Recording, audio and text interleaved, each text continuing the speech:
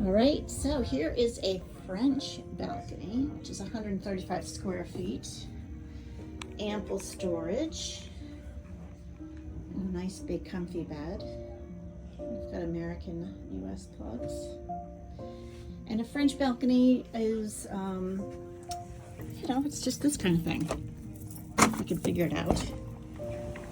So yeah, do you get to sit outside? No. Do you need to? No.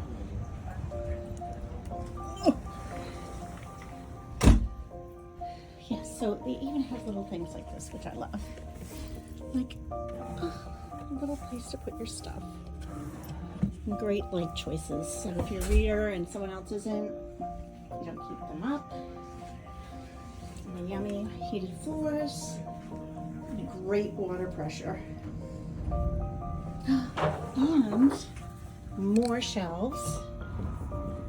Hair dryer, excellent hair dryer. Used that this morning.